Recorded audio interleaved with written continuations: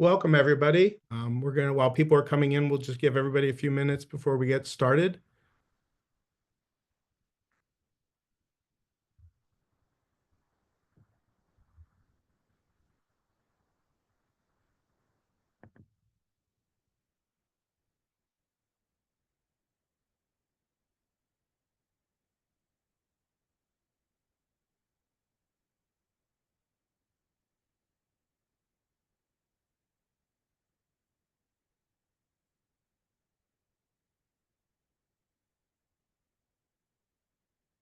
All right, if you're just coming in, we're just waiting a moment or two more to allow other attendees to log in.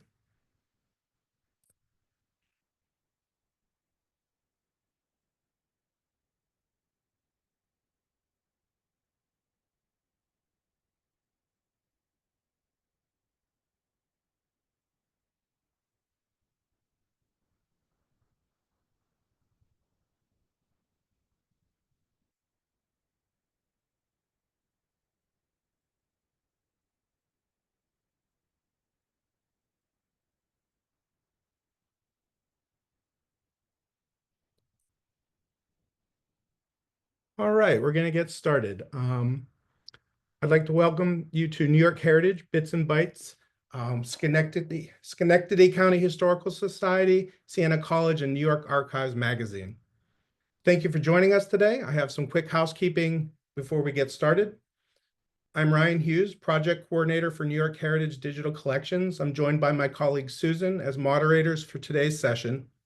We have real-time transcription running during the webinar. You can activate closed captions by clicking on Show Subtitles at the bottom of your Zoom screen. You can toggle the settings on or off at any point during the webinar. Throughout the event, you can use Q&A button at the bottom of the screen to ask the presenter questions. We will have a dedicated Q&A time at the end of the webinar. Please feel free to submit your questions as they occur to you. We ask that you submit your questions in the Q&A so they don't get lost in the chat. We ask that you treat our presenters, the staff, and all attendees with respect throughout today's event. We'll drop a link to our code of conduct into the chat. Anyone who violates the code of conduct will be removed from the webinar. This session will be recorded. The recording will be available at within 1 month after the event. It'll be emailed to all registrants as soon as it's available. Shortly after this event, you'll receive an email with a link to a post-webinar survey. We greatly value your feedback and actively update our programs based upon what we hear. So please do take a moment to fill out the survey at the end of the event. For today's webinar, we're joined by Amy Lee, Constituent Relations and Communications Manager at New York State Archives Partnership Trust, Marietta Carr, Librarian at Schenectady County Historical Society, Dr. Jennifer Dorsey, Professor at History at Siena College and Director of the Siena College's McCormick Center. Joining Professor Dorsey are two of her students, Rachel Hayes and Jonathan Levin. That wraps up our housekeeping. I'll now turn things over to our first speaker. Welcome, Amy. Oh, thank you, Ryan. So good afternoon, everyone. Thank you for joining us today. Before we dive into our program, I'd like to take a moment to introduce New York Archives Magazine, the award-winning publication that brings history to life through the incredible collections found in the archives across the state. New York Archives is a quarterly educational publication that shares compelling stories drawn from historical records from the state archives and other organizations across the state that hold historical records. Each issue features engaging articles on New York's rich and diverse history, from lesser-known stories to new perspectives on familiar events. Whether you're a historian, educator, student, or just anyone who loves learning about the past, our magazine offers something for everyone. New York Archives is produced by New York Archives Partnership Trust and funded through subscription support, grants, and donors to the trust. In 2024, we introduced New York Archives Junior for our younger readers in grades 4 through 8. And through subscription and donor support, we were able to offer educators and students free copies. Since spring of last year, over 120,000 juniors have been distributed to schools in 54 counties across New York State. And we will share all relevant links, including our editorial guidelines, subscription page, and our online speaker series after the presentation. If you're already a subscriber or supporter, thank you guys so much. And consider sharing New York Archives or the Junior Edition with a friend, a colleague, or local library, educator, whomever. And if you're interested in pitching an article or planning an event with us, please email us at aptrust@nysed.gov. aptrust@nysed.gov. So we're so excited to continue sharing the stories that make New York's history so unique. Thank you for your support and enjoy the rest of today's program. Thank you, Amy. Now I'd like to welcome the rest of our speakers to discuss this partnership between Schenectady County Historical Society and Professor Dorsey's Honors New York State History class. Take it away. Hi, everyone. Thank you all for joining us. So I'm going to share my screen because I have a little bit of a PowerPoint that helps to kind of guide what we're going to be talking about. So I'm going to pull that up now. So you should all see a blue screen that says New York Heritage Bits and Bytes. Oops. Okay, so to introduce myself just a little bit further, I'm the archivist and librarian at the Schenectady County Historical Society. I've been here for just over 5 years, and previously my experience as an archivist and librarian and historian has been in academic institutions. So this is a little bit this position is different from most of my previous positions in that it is in a historical society, and I'll tell you a little bit more about the Schenectady County Historical Society after my fellow co-presenters have a chance to introduce themselves. So, Dr. Dorsey, do you want to give a brief intro? Sure. My name is Dr. Jenn Dorsey, and I'm a professor of early American history at Siena College. I'm also the administrator of the McCormick Center, which is an NEH-funded program to promote the history of New York State in the Revolutionary era. And I have been partnering with Marietta Carr for several years now on collaborative academic service learning projects. So this is the latest and greatest experience that I've had with Marietta Carr. So Rachel, do you kind of give a brief intro of who you are and yeah, your academic interests and background? Sure, I can go first. My name's Rachel Hayes. I was a student in Dr. Dorsey's honors New York State history class last year. We teamed up with the Schenectady County Historical Society to work using the Samuel Jones diary to kind of create something for the New York State Archives magazine. That was kind of our goal. I'm a history major, planning on going to law school next year. I'm a senior at Siena. Always been super interested in history, so this was a great opportunity to use local resources to learn more. Okay, Jonathan, would you give us your intro? Hi, my name is Jonathan Levin. I am a history education major, and I was also in Dr. Dorsey's class for New York State honors. And we used Schenectady Library for the Samuel Jones diary as well. What year are you at college? Oh, I bet. You I forgot something. Okay. Okay. Okay, so to give you a brief rundown of the Schenectady County Historical Society, we are located in Schenectady County, where our physical location is in the city of Schenectady in the historic Stockade district. Our goal is to share the history of Schenectady County, the stories, the people, the culture, all the communities within our county. Our county is pretty small. We're actually the smallest county in physically, geographically, we are the smallest county in upstate New York.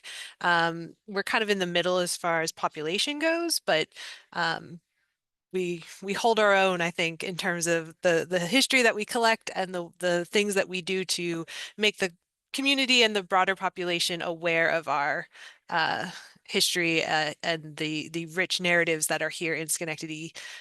One thing I think of when we talk about Schenectady County history is we're kind of a good example city and example county for a lot of narratives that happened around the country and around the world. So in terms of things like the Erie Canal, the railroads, the agricultural history of the nation, but we were also, you know, the home of GE, we're the home of Alco, the locomotive company, and immigrant communities starting from the colonial period in the 1690s or 1670s up through, you know, more recent immigration history of early 2000s and today. We've been trying to capture all of that and share it. And most importantly, the archival collections here in the library form the foundation for a lot of what we do and are one of the reasons why we are so successful in what we do in terms of bringing the collection out into the world, is through things like New York Heritage. So we're very grateful that we've been able to use New York Heritage and contribute to New York Heritage, but also that there are professors like Dr. Dorsey and students like Rachel and Jonathan who are using our materials and putting them out there in new and unique ways, like this article for New York Archives magazine. So, okay. So as Dr. Dorsey mentioned, this partnership between Siena and the Historical Society, we've been doing this for a number of years. So I've been here for 5 years, and I think I met Jen like a year after I started. It was during the COVID pandemic, and one of the things the Historical Society was doing was trying to do digital. We were trying to put all of our programming on digital platforms. We were trying to promote digital use of our collections. We were trying to find ways of connecting with our audiences. Because we were shut down, we couldn't do any of the in-person stuff. We were trying to find our audiences through digital work. And I think Dr. Dorsey was kind of in the same position where all of her classes were now digital, and she needed academic service learning projects that could be done entirely digitally and not involve any in-person work. So this is where we first met. And it's something that I found really fulfilling, and I really enjoyed working with Dr. Dorsey, and her students were excellent and really put in a lot of excellent work and enthusiasm into trying to engage with our work, especially in this like challenging environment. So I thought that was a really like strong foundation and a strong start, and I'm really glad that we've been able to continue that throughout the years, and in now growing into both continuing digital work, but also doing in-person work with some of her classes as well. So as Dr. Dorsey mentioned, primarily this is academic service learning projects. So Jen, do you want to explain what that means? Yes, so I teach New York State history, which at Siena College is a required class for all history education majors. This is how they fulfill the state's requirement to go into the field prepared with some level of knowledge about New York State history in the context of the world. And I've also made that class an academic service learning class, meaning the class has a component. All of those classes, whether they're honors or not honors, have a component that requires the students to engage in some kind of service project for the benefit of a local nonprofit, that like a library or an historical society that produces historical knowledge or education or preserves historical resources. And I've been doing this for several years. This is the first time I've ever done a collaborative writing project. I find it's a really useful way to remind my students that they are not just lovers of history, but as citizens of the state of New York, they're stewards of historical resources. Whether that's going to be, you know, as librarians or archivists, or maybe volunteers at a local historical society, it's introducing them to the idea that they have responsibilities to history preservation and history education just by virtue of being citizens of New York. Yeah, and this again fits in with Schenectady County Historical Society's vision as a community resource, and as especially in our education programs and in trying into building our volunteer pool, engaging with our community and with students as future historians and as creators of history today, as citizens of the world, as citizens of Schenectady. Like, the Historical Society needs to be part of that process in every way that we can. So this is the academic service learning projects with Siena is right up in line with our vision and our strategic plan at the Historical Society. So the Samuel Jones Diaries. This is to do with how the Historical Society approaches New York Heritage. We've been a contributor to New York Heritage for over a decade now. We make a point of doing one new collection on our New York Heritage site every year. And my predecessors, a lot of the projects that they worked on and adding to New York Heritage were photo based. So we have like a collection of Erie Canal photos. We have a collection of photos about natural disasters and how they impacted the communities in Schenectady. My approach, and especially because of when I started, it was right when COVID-19 hit, and trying to find ways to make our collections more accessible. One of the things I looked at was our documentary collections, and in particular, we have a collection of a box of letters that's just called the General Letters Collection. And as I was going through it one day, I found all of these letters related to the Jones family, and a couple of them have caught people's eye. And we have a couple of blog posts, and one of the blog posts was this Samuel Jones diary, and it talks about how Samuel Jones was just very interested in the weather. And I thought, that can't be it. There has to be more. Like, just why do we have a diary that's just interested in the weather? So I decided that this would be a good New York Heritage collection because it is something that I feel or felt at the time. Again, this was back sort of close to when I first started here at the Historical Society.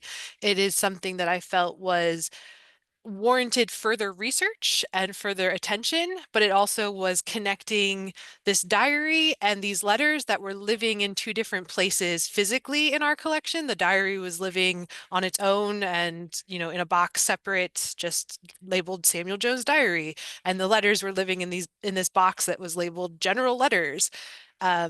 But when you actually look at them and look at them together, there's so much more meaning there.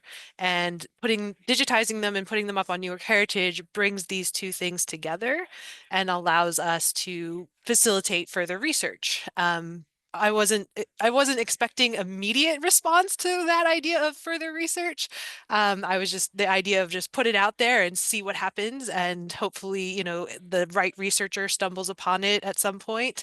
But then, lo and behold, this class came along, and this was the right group of researchers to tackle this idea of what else is here to look at besides this one footnote about the weather. So who was Samuel Jones? Samuel Jones is, and Rachel and Jonathan as the people who spent the most time on this, if you want to jump in at any point and add to this little biography that I'm going to give. Samuel Jones was born in Long Island. He moved to Schenectady as a young man. He went to Union College and became a lawyer, and then became interested in politics in the early 1820s. He was a city alderman and eventually a city mayor. He became a judge and was very well known in the city of Schenectady as an influential politician, as a important community member, and as a not just important for politics locally here in Schenectady, but also on the state and national level.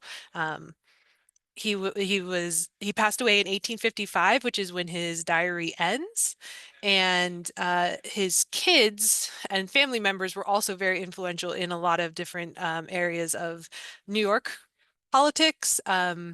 His father-in-law was James Duane, who founded Duanesburg here in Schenectady County, but also was a state Supreme Court judge. So there's a lot of connections between him and his family, and local, state, and national politics, which is also why I felt like these letters and this diary, there has to be something a little bit more here because, you know, this guy his name just pops up in all sorts of different ways, and why don't we do more with this?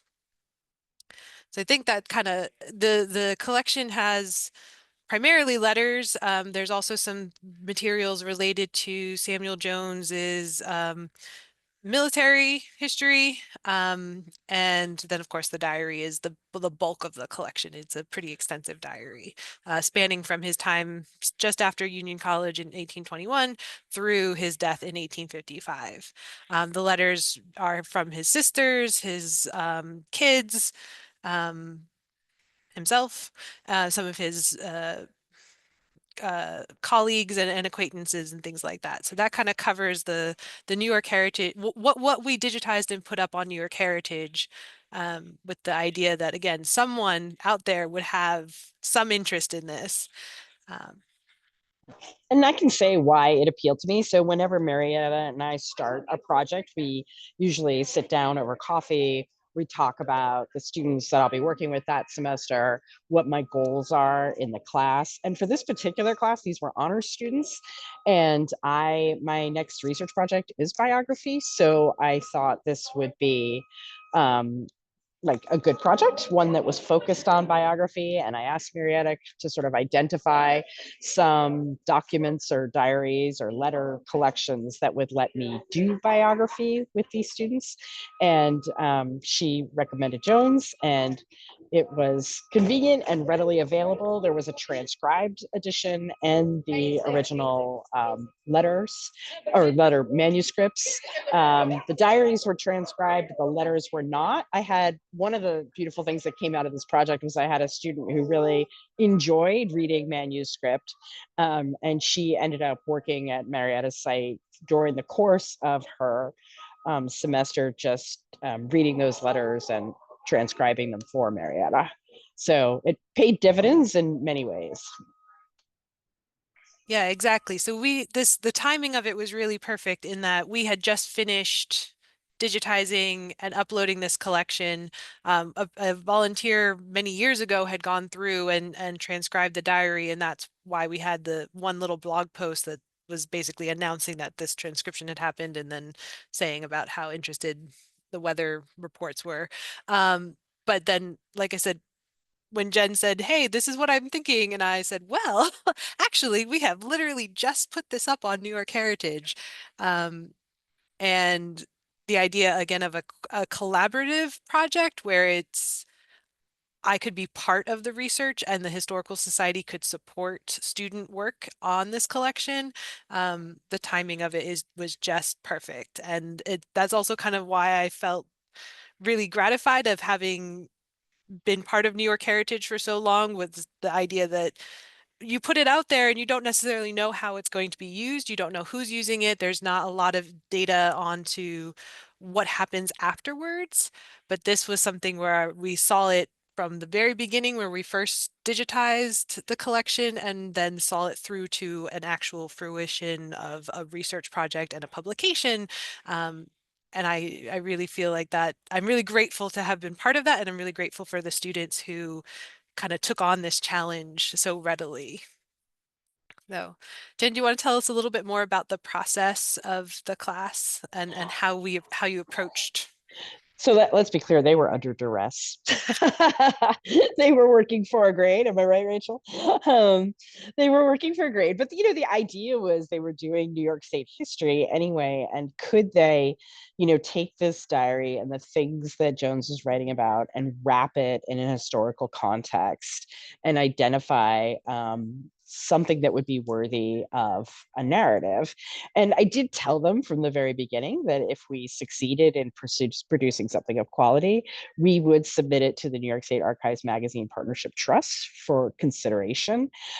So from the start, we were using the author guidelines in the New York State Archives Magazine to sort of think about, what kinds of stories would be appealing to that audience? What are the style requirements for submitting a feature article? You are right, Marietta, that man has a lot to say about the weather. Rachel or Jonathan, do you want to talk a little bit more about what we decided to make the focal point of our article? Yeah, I can definitely speak to that a little bit.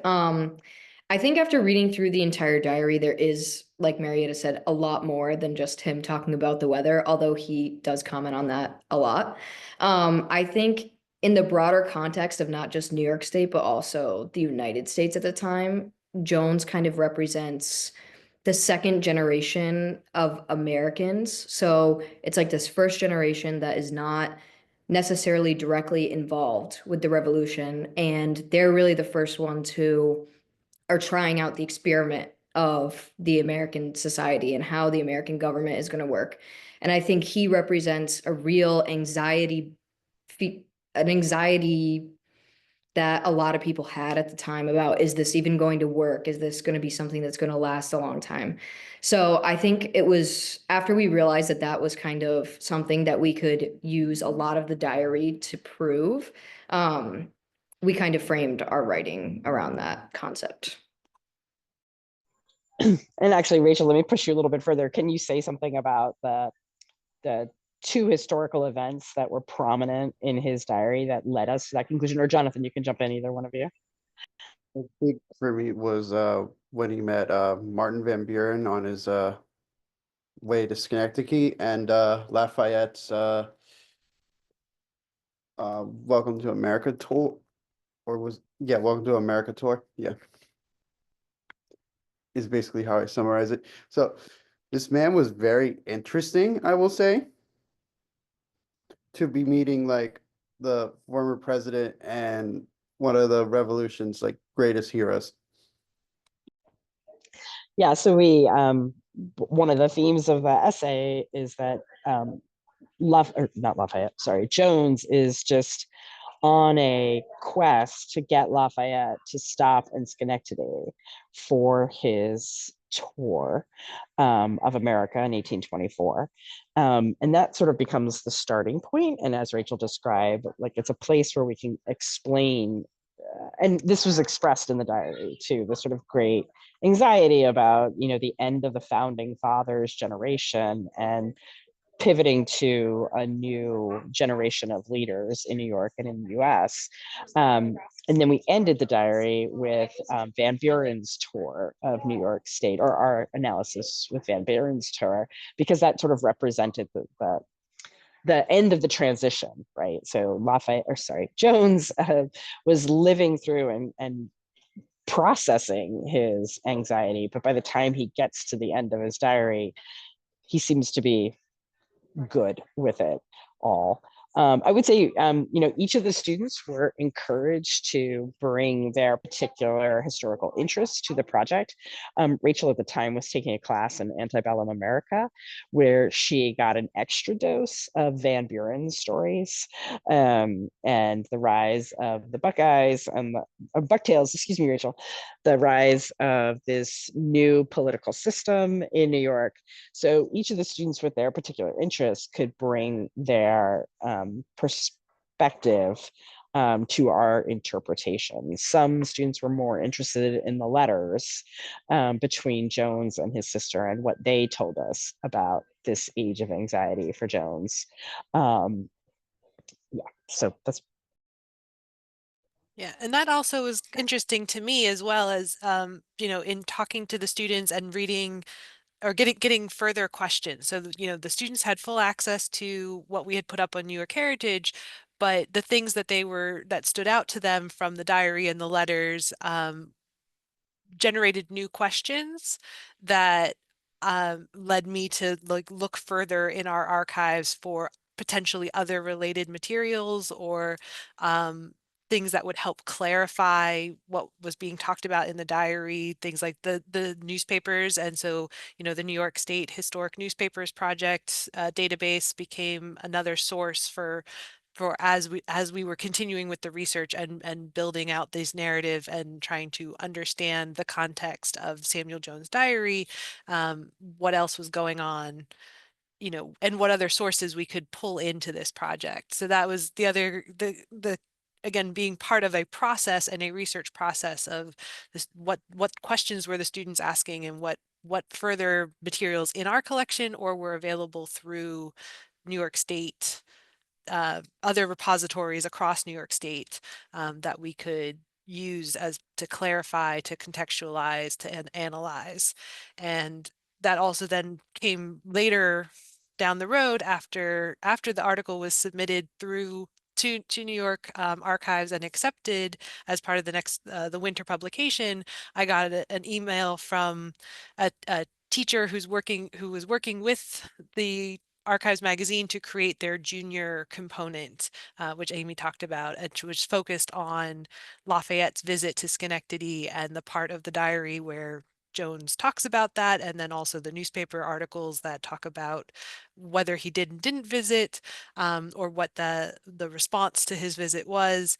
And so again, continuing even after this article finished, the next part of it was working with this teacher to create a K-12 activity using these primary sources. And again, the idea of like, what do people focus on? So, the Siena students had different focus, different interests, different needs as far as resources. And then this K-12 activity had a completely different set of what questions and what resources I needed to provide in order to meet that need. And again, bring this fully into the community, into something that other people can use in ways that the Historical Society would not have been able to provide otherwise. The Historical Society has a pretty active K-12 education program, but we don't do much in terms of providing in-classroom curricular activities. A lot of our work is through field trips to like our historic baby farm, or we do in-class presentations on various topics. So the idea of being part of the process of creating an in-class activity that's going to be used by K-12 teachers was another component that was really exciting for us to be part of. I'll just say that the addition of the New York State Archives Junior, that's what we call it, right? Junior, into the paper copy. Several of the students were history education students. So for them, that I think when the print edition finally came out, I'm thinking of Olivia and Sarah, Rachel, it was very cool for them to see that they were able to contribute something that was meaningful to a general audience, but also led to this instructional material that they themselves could potentially use in a classroom setting. Yeah, and just again, serve to remind my students who are pursuing careers as K through 12 educators that their local library, the local historical society, is a research resource for curriculum development. Yeah. So I was hoping, I'm hoping Rachel and Jonathan, you'll be able to speak mostly to this about what your experiences as student authors was, and what you think about in terms of how this applies to your other academic courses or your other academic goals, and your professional goals, and also then what is it like to work with, like, I know what I felt like and how it worked on my side working with the students. I'm working with a college class, but how is it as a student working with someone like me or a historical society in the collections like I have? It can be very challenging, but at the same time, I love that about it. And also, thanks to this class, I met my best friend. So like, I really like this class, like holds dear to my heart, and it creates like a challenge for me and like opens up the horizon to like new possibilities, and it makes me feel good as an educator that my work has been heard and seen by others. And I would say that Jonathan actually had the experience of having done this. He was then recruited by another faculty member to do Siena, what we call a Siena Summer Scholars Project, where faculty are invited to bring students into their research. And so Jonathan took this experience to that experience where he worked in the New York State Library manuscripts collection on research materials for a professor. Yes, I worked with Dr. Han over the summer. We did a collection on green tea being transported to the United States. It was also another good experience. I also met another friend through it. So, Yeah. and So this is good. I mean, one project builds on another. Rachel, do you want to say anything?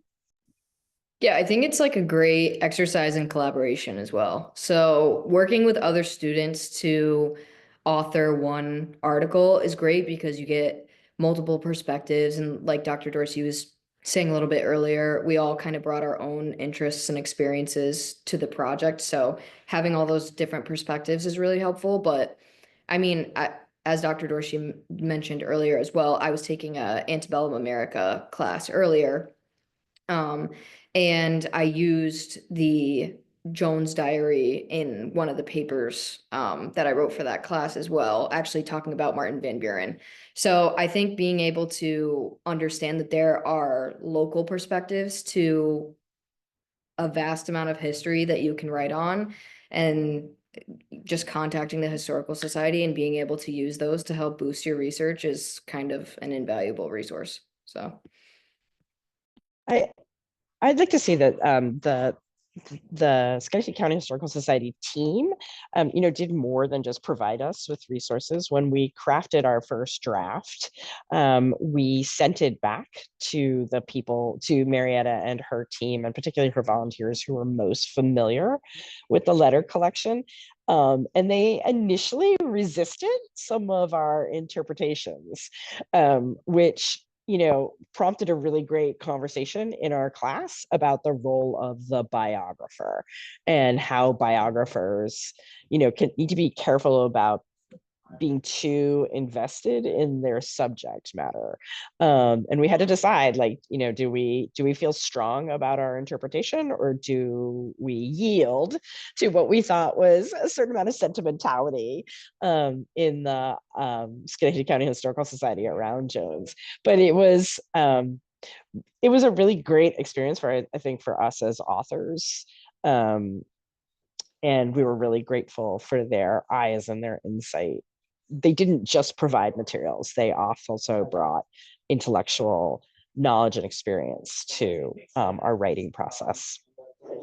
Yeah, that's a really good point. So here at the Historical Society, I'm the only librarian, I'm the only archivist. That we have a very small staff. There's only 6 of us on staff, and we each have our own areas of what we oversee and what we do. So I'm the only librarian, I'm the only archivist, but I have a team of about 30 volunteers. Many of them are former librarians, the school librarians, museum or special collection librarians.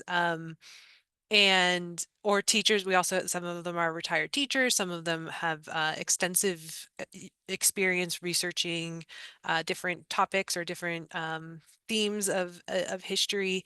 And I could not do anything that we do here without them, like especially the New York Heritage work that we do. The volunteers work on digitizing, they work on metadata, they do research, they do transcription, they work on processing collections, they preservation work. So it's a wide spectrum of all of our activities. We have volunteers that are involved in every aspect of library operations. For the Samuel Jones project, I had an intern who worked on digitizing the materials and started the metadata creation. And then I had a group of 3 volunteers who worked on transcribing, continuing the metadata, and then finally uploading it to New York Heritage. And one of the things, though, in doing all of that is that you do feel kind of like the person, like you feel like this is your friend's stuff that you're kind of like rifling through, and you get to know them. You feel like you get to know them as a person, as a buddy. And so then to turn that over and say, have at it, tell go forth and into the world where anyone can look at this stuff, it is a little bit emotional to then get that to feel like someone is, you know, analyzing and critiquing this person. But we were also just very impressed with the insights and the like Jen said, the like standing up for the interpretation to say like, yes, we do have the evidence for this, and we do have looking at these documents together and with the other research that we've been doing and the academic and you know the idea of, you know, putting this forward for publication and the standard that they were trying to reach in doing that. Yes, we pushed back a little, but then they pushed back again, and it was very much a like, okay, well, they've got the evidence for it, so there it is. And it was good. We felt very, me especially, but the volunteers who were involved as well felt very gratified that their input was it was part of the process, that they were able to be part of, again, the fruition of this article or this research project, and then ultimately the article, but also that, you know, they could see that people were giving this a lot of thought and a lot of intention and a lot of careful consideration and you know, evidence, using this as evidence as opposed to just like, this is a neat little guy who's, you know, Samuel Jones is our buddy and he's our neat little guy. This is an academic pursuit, and that was very gratifying for all of us. And it was also, again, nice to a very collaborative process and being part of seeing student growth as well. So again, we don't get to see that very often as part of in the Historical Society. We most of the time we see students just like for one program, and then we never really see what comes of that.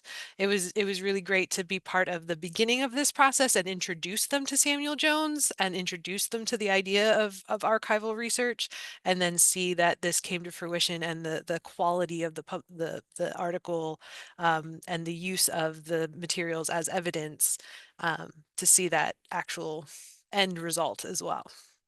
So all of the volunteers, again, were very, very grateful and fulfilled. Like, again, it felt very fulfilling and satisfying to see that this was so impactful on like a intellectual level. Does anyone have, so again, Rachel, Jonathan, Shen, would you want to work on this kind of a project again in the future? Yes, absolutely. I mean, I wish more of my professors did things like this, because it's really like hands-on learning, if that makes sense. Like, we really actually get a feel of like what it's like to research and make something out of it, rather than just research a topic and write an 8-page paper.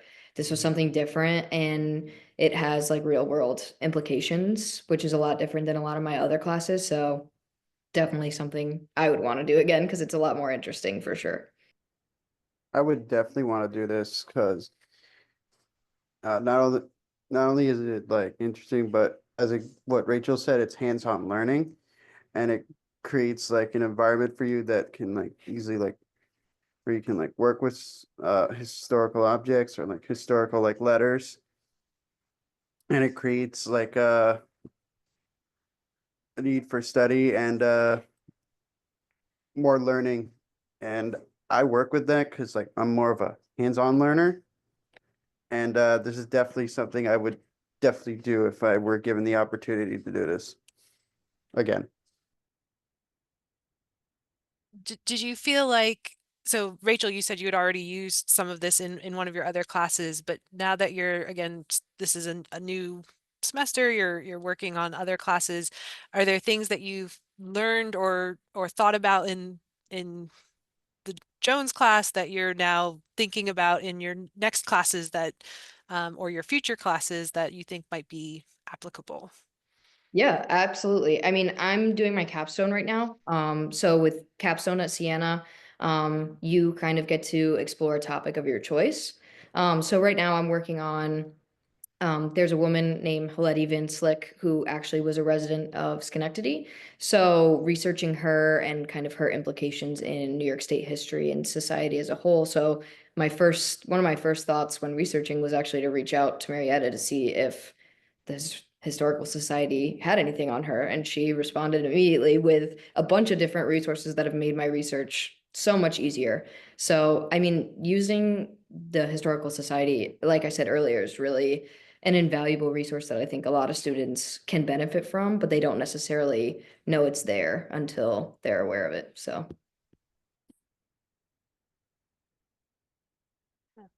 So I think that kind of wraps up everything that we had planned to say. So if we can open it up to questions from the group, or the other, Amy, Ryan, and Susan, if you guys have questions.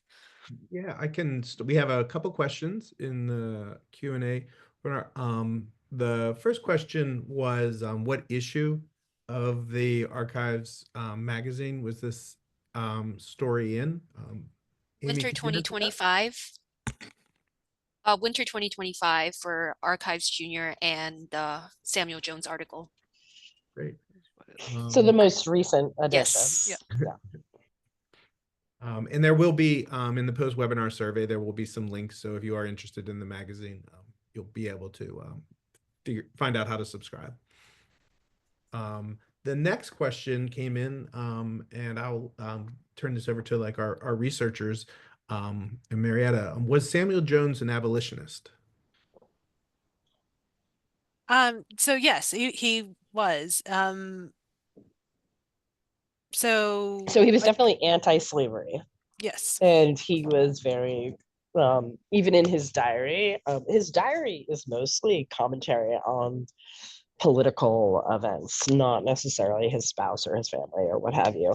And the weather, don't forget the weather. Yeah, but he made what we would call kind of snarky comments about the slave interests. And Rich, I can't remember if it was in New York or in the nation, but he had snarky commentary on. He was very snarky. He was very snarky, and very, yes, and hostile to what we would call slave interests.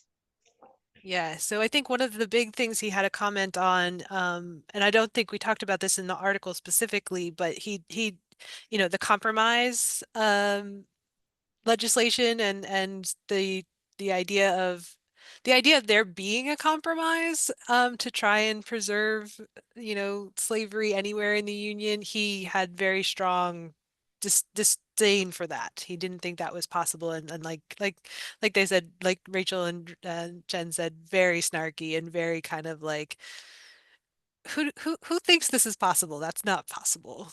So yes, that definitely was a big part of his political, and that's also partly why he was the anxiety that he felt throughout his political, especially his early days as political career, was the idea of political parties. He didn't like the idea of political parties. He really struggled with the rise of the bucktails and people trying to commit to one party or another, and the development of new parties and figuring out all of the lines that you have to draw in order to be part of a political party, or the compromises you have to commit to in order to be part of a political party. That really bothered him especially in the early days of his career, his political career. By the time of by the time of the 1850s and his meeting with he's feels more comfortable with that, but he still is very ardently, there are some things you cannot compromise on. And if you are part of a political party that is trying to do that, you're going to fail. And one of the things I think that was interesting for us is that in this transition from a society that had no political parties to political parties were very firm positions, a lot of this is caught up in family relations. So one of the things that he writes about or complains about, and Rachel, you may remember better, is that like, I think members of his family found themselves on the wrong the side of political issues and were losing opportunities. And he found all of this, really a sign of the decline of the republic in some ways. I mean, he really spoke in this hyperbolic way, right?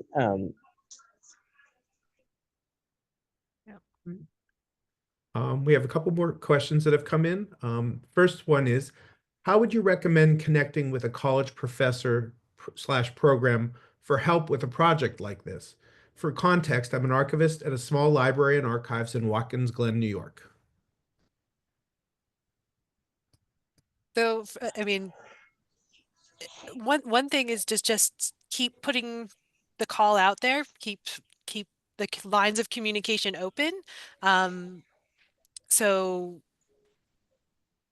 like I said, for us at the Historical Society, it was kind of serendipitous in that with COVID-19, we were doing something that aligned with what Jen was doing, and it worked out well for both of us.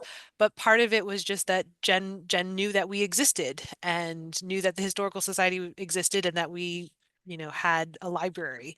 So part of that is just keep pushing the idea that the library exists and we have resources, and being very open to saying yes to things that are unusual and that you might not otherwise do.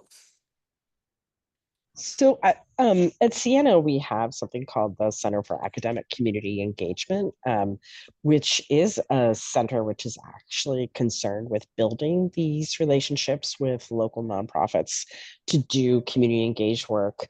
And Marietta's facility could she could partner with business students, like using records. She could partner with science students using record. That I'm thinking now of those images of natural disasters. I feel like there's some scientists who could make use of those. So maybe if you're a librarian or archivist who's interested in making connections, maybe identify your local college to see if they have some sort of office like that. I will say academic service learning and academic community engagement opportunities are more in the humanities feel particularly urgent about providing, there's an urgency about providing more of our students with what I would call humanities laboratory experiences. I've been doing this since 2008. So at this point, it's just like in my bloodstream. But I think most faculty, if they could find the right partner and project, they would be keen on it. So reach out to the college's offices for academic community engagement and let them know that you would be open to a partnership. I don't know if you go to the New York State History Conference in June, but that might also be a place to make connections. Yeah. And I think part of it is having projects so I have a list a mile long of projects that I want to see done here at the Historical Society and in the library. And I'm very grateful for the volunteers who want to work on that. But part of it is that I have to do a lot of thinking and a lot of planning for what projects can be done by students, what projects can be done by volunteers, how much oversight and prep work do I need to do in order to facilitate those projects. So I spend a lot of my time just thinking about what could be done here at the Historical Society so that when the right person comes along, I'm ready to hand it over to them. I'm ready to talk it through with them and get them started so that we can get it done. It's not I feel like there's some, especially in past experiences where I've worked in other places, there's interest. There's faculty, there's students, they're interested, but if I don't have that project ready to go, so like when the semester starts, it's there, I've missed them and we can't get that back. And that's also about building the relationships. It's hard to get someone to come back to you the next semester if you're not ready when they're ready. Like if your faculty member or your students are ready that, spring of 2025, and I say, okay, come back to me in the fall because I'll have my project ready by then. I've missed them and I might not get them back. But then once you do have that connection, once you have, that first drop in the bucket, like once you have that first project under your belt and you're talking it through and there's opportunities then for collaborating. So like this semester, Professor Dorsey and I are doing another class together, is about immigration history. And this is one that I didn't have a solid project already set up. Like I had a sort of vague idea, but I didn't have a like, okay, this is what you're going to do, go do it. It was, okay, here's kind of what I'm thinking. Let's talk it out and figure it out. And now we have a project that her students are working on for that class. But it was us together working it out because we had already done that solid foundation from years previous, and I could be a little bit more like vague in terms of what we're thinking about, and I didn't have to have everything already lined up. So yeah, so I think that's a big part of it, is reaching out, finding colleges, finding professors, finding students, but also spending a lot of time theoretically figuring it out on the historical society's end, so that when that phone call or email shows up, you say, yes, I have this project. This is what you're looking for. And having a whole big list of possible projects so that you can match them to the people who are asking for projects. And then building from that, building up that foundation from there. We have time for one more question, and it's actually a two-part question, and I think all of our presenters will have an opportunity perhaps to add to the answer. So what was the strategy for writing with multiple authors? What did the process look like for that? And then the second part of that is, what grade level for reading should authors use for Archives magazine? So Rachel and Jonathan, you can correct me, but if I remember correctly, like each of you took a question or a piece that you wanted to write about, and you initially wrote like 750 words or 1,000 words or something. And then, so everybody did an individual level of writing, and then you shared your writing with one another, and looked for what was worthy of keeping, what was worthy of tweaking, we tried to imagine placing it together. Does that sound right? Yes, I think it was also a lot of reading each other's like work as we were doing that and trying to figure out what theme can we kind of approach that could include a lot of what everyone is saying, and not just focusing on one theme, but trying to bring it all together and using collaboration in that way. So reading each other's and kind of responding and trying to pick apart what will kind of go along with this theme was a big thing that we did for a while. Like we're like feeding each other ideas, and like collectively as a table we agree like what can we put in and what works and what should we like put in here, like what's the cut or what's the put in. So, I mean, a lot of class time was, people would go off and do their reading and research, and then they would submit it into the learning management system, and everybody would have access to it. And then we would come into class, and people would have a chance to have seen each other's stuff, and then start thinking about what should we keep, what should we jettison, what needs more information, and then revising accordingly. I would say I'm doing a lot of collaborative writing in all of my classes. I think students really, this has been my experience, you guys can say differently, but they kind of enjoy collaborative writing. There's something, they find it more supportive, because they can see how their writing skills compare with the skills of their peers, and my students are pretty willing to say, wow, Victoria has real skill at X, or Rachel has real skill at X. I think my best piece is this piece, and I'd like to make sure that shows up. So I think they feel more supported when they write collaboratively than when they write independently. And the last part of that question is the grade level to write to. Amy, are you able to say anything about that, or? Yeah, just to add on.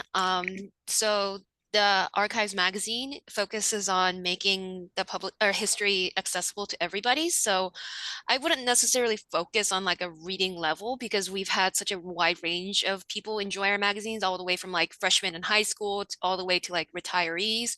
So it's not sort of like an academic journal where we're looking for a specific voice or specific level. So I wouldn't like, necessarily hold back or dilute anything. It's just you use your voice to tell a story about a history and culture of New York. And so we I think we just encourage everyone to share their ideas and share their pitch, and through the editorial process, if we have to edit anything, that's conversations for further down the road. But we just encourage, any story that might interest you, just, um, share your pitch with us, and we'd love to hear it. And yeah, And I maybe the would authors say, have others to add on to that. so we initially wrote for the general reader that reads the magazine, and then you all, went and produced the junior version. So you have another mechanism, you have this other magazine that you can use to speak to young people. But I mean, I think even for us, Jonathan and Rachel, like writing for a general audience, like not for a grade, was like a new experience for us. Like what would be, we were very mindful of telling a story as opposed to making an argument. I mean, we wanted to tell a story that also made an argument, but we were very aware, I think, for the first time, that this was about storytelling. And that's because the magazine writes, publishes articles for a general audience, for people who are just like curious about history, and they don't need to want a PhD to like hear a good story about the past. Yeah, I think that's very well put, Professor Dorsey. I think when people hear the word archives, sometimes a part of their brain shuts down. They're like, "Oh, I don't know what that is. I don't know much about it." But it's just like to concisely put it, it's just about storytelling. And archives isn't just like, oh, big dusty libraries or museums, but archives can start like in your family, home, where you keep your photos and documents of your grandparents, and people can start their own personal archives. And we also help smaller organizations like churches and various places, help preserve their archives as well. So it's really everywhere you look, history is there. Great. Well, we're out of time. I'd like to thank everybody for joining us today. I want to say special thank you to all of our presenters. This was a really great program. For attendees, please check your inbox for our post-webinar email, including a link to our survey and more information about New York Archives Magazine and New York Heritage. If you're part of an organization that would like to contribute to New York Heritage digital collections, please visit us at nyheritage.org. Have a great afternoon, everybody, and a great weekend. Thank you. Thank you.